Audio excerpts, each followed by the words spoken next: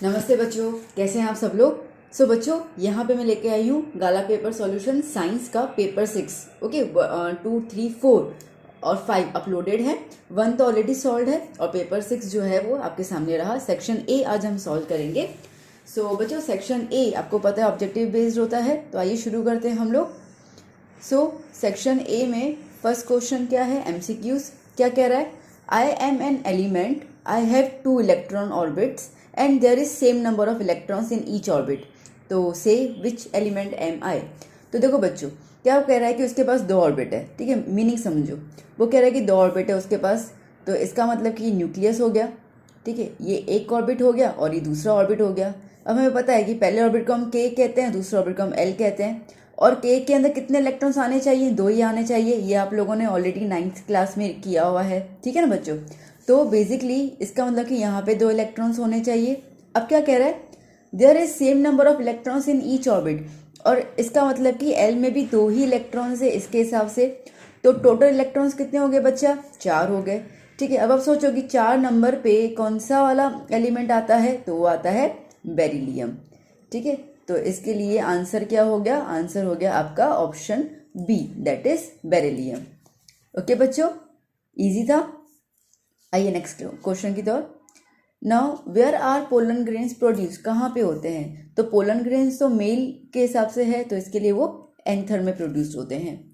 How many chromosomes are there in human reproductive cell. अब कितने chromosomes हैं? तो 46। अब बहुत सारे बच्चे 23 लिख के आएंगे। बेटा अगर वो ये पूछते हैं ना how many pair of chromosomes, अगर ऐसा कुछ वर्ड आता ना how many pair of chromosomes, तो आपका आंसर 23 होता। इन्होंने पेयर नहीं पूछा, उन्होंने टोटल क्रोमोसोम्स पूछे हैं, इसके लिए 46 लिखोगे। ठीक है, ये मिस्टेक जरा सा भी मत करके आना। Now which colour light gets scatter maximum due to atmosphere. तो आंसर इज ब्लू। अब बहुत सारे बच्चे कहेंगे मैम आप गलत बता रहे हो, आंसर जो है वो ए वैलेट होना चाहिए। आपकी बात बिल्कुल सही है। ठीक है, वैलेट जो है वो लीस्ट मतलब कि उसका वेवलेंथ जो होता है काफ़ी छोटा होता है, इसके लिए लीस्ट वेवलेंथ की वजह से वो स्कैटर्ड ज़्यादा होगा। ओके, बट इन्होंने क्या बोला? इन्होंने लिखा हुआ है ड्यू टू एटमोसफियर। तो अब सन जब वाइट रेज निकालता है ना बेटा, तो उसके अंदर ब्लू का अमाउंट, ओके, ब्लू का अमाउंट कॉन्सेंट्रेशन सबसे ज़्यादा होता है। इसके लिए हम लोग को आसमान जो है वो ब्लू कलर का नज़र आता है, वायलेट का नज़र नहीं आता है। ओके, तो इसके लिए हम ब्लू को लिखेंगे यहाँ पर। ओके, वायलेट एक्चुअली तो आंसर वायलेट होना चाहिए, बट एज पर दैट स्कैटरिंग हम बात करते हैं ड्यू टू एटमॉस्फेयर। अब एटमॉस्फेयर में जब स्कैटरिंग होता है ना बेटा, तो ब्लू वाला जो है वो हमें दिखता है, वायलेट छुप जाता है क्योंकि उसका अमाउंट भी कम होता है, तो इसके लिए हमें पता नहीं चलता। दैट्स वाई हम ब्लू आंसर लिख देते हैं। ओके, चलिए next question, fill in the blanks. Okay, क्या है इसके अंदर? Fine. Fifth question, dash is used in black and white photography.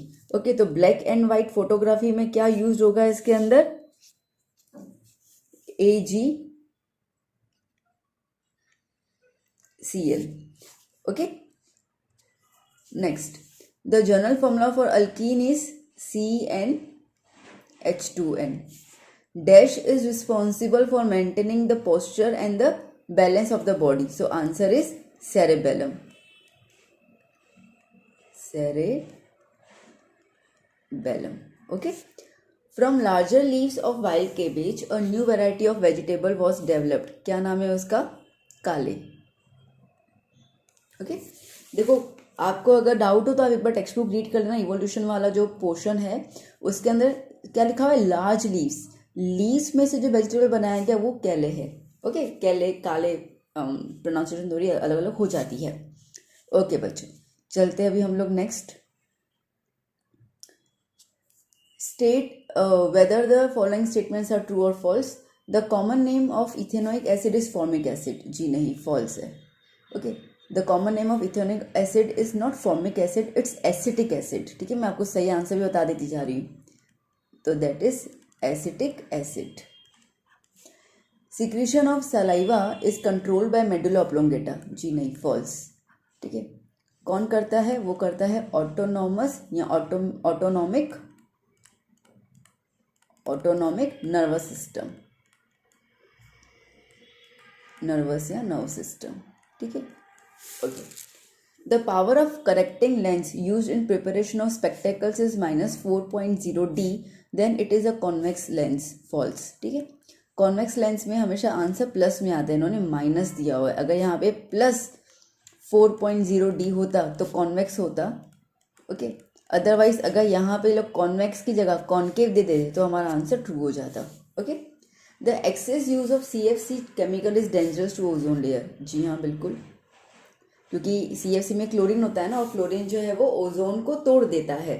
Ozone O3 बनता है ना, ठीक है, तो क्लोरीन जो है वो जैसे ही O3 के साथ मिलेगा तो वो उसको तोड़ देगा ऐसे, तो इसके लिए डेंजरस है।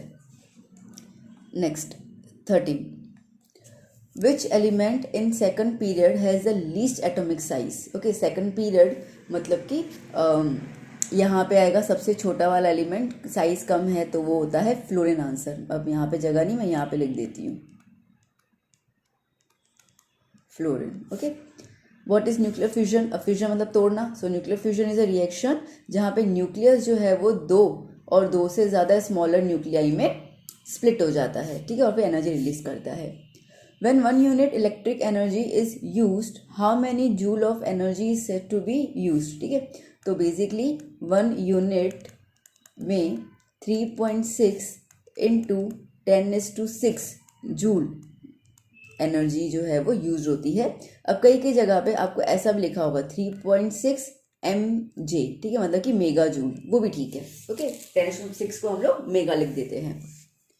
I am a forest in protected area of Great Himalayan National Park where shepherd brings his ships for grazing in the summer season. So say who am I? तो फॉरेस्ट है, ओके। अब ये forest का नाम जो है वो है अल्पाइन मीडोव्स, ओके। ये आपके 16 चैप्टर में आता है। क्लियर बच्चों?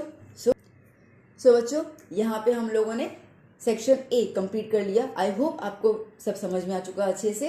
और आपको वीडियो कैसा लगा ज़रूर बताइएगा, लाइक कीजिए, कमेंट कीजिए, और चैनल पर नए हैं तो ज़रूर सब्सक्राइब कीजिए। आपके फ्रेंड्स को भी ज़रूर शेयर कीजिए वीडियो। अब हम मिलेंगे नेक्स्ट वीडियो के साथ, एक नए सेक्शन के साथ। Till then keep study, keep hard working. Bye bye, take care बेटा।